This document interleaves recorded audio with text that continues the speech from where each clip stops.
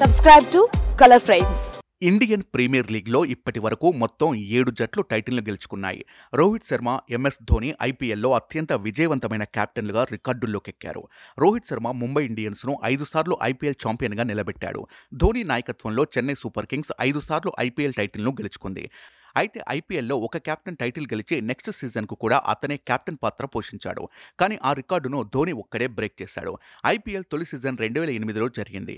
ఈ సీజన్లో Shane Warne కెప్టెన్సీలో రాజస్థాన్ రాయల్స్ ఐపీఎల్ టైటిల్ను గెలుచుకుంది. తర్వాత సీజన్ 2009లో కూడా షేన్ వార్నర్ రాజస్థాన్కు కెప్టెన్గా వ్యవహరించాడు.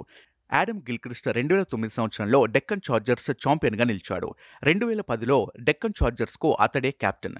2010 మరియు 2011 సంవత్సరాల్లో ధోని కెప్టెన్సీలో చెన్నై సూపర్ కింగ్స్ టైటిల్ గెలుచుకుంది. 2012లో కూడా అతను కెప్టెన్గా కొనసాగాడు. 2012లో గౌతమ్ గంభీర్ కెప్టెన్సీలో కోల్కతా నైట్ రైడర్స్ ఛాంపియన్గా నిలిచింది. 2013లో కూడా గంభీర్ కేకేఆర్ కెప్టెన్గా ఉన్నాడు. 2013లో రోహిత్ శర్మ ముంబై ఇండియన్స్ను ఛాంపియన్గా నిలిపాడు. తదుపరి సీజన్లో కూడా అతను జట్టుకు కెప్టెన్గా కొనసాగాడు. 2014లో గంభీర్ కెప్టెన్సీలో కేకేఆర్ రెండో టైటిల్ను గెలుచుకుంది.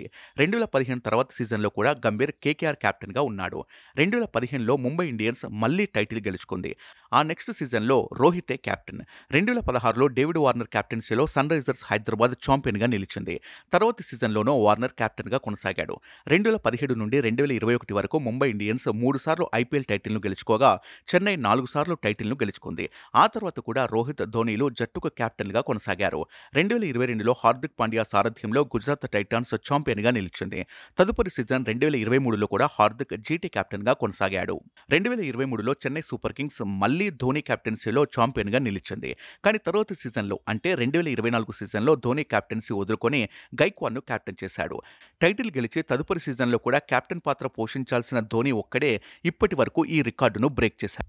వీడియో మీకు నచ్చినట్లయితే ప్లీజ్ లైక్ చేయండి, షేర్ చేయండి, కామెంట్ చేయండి.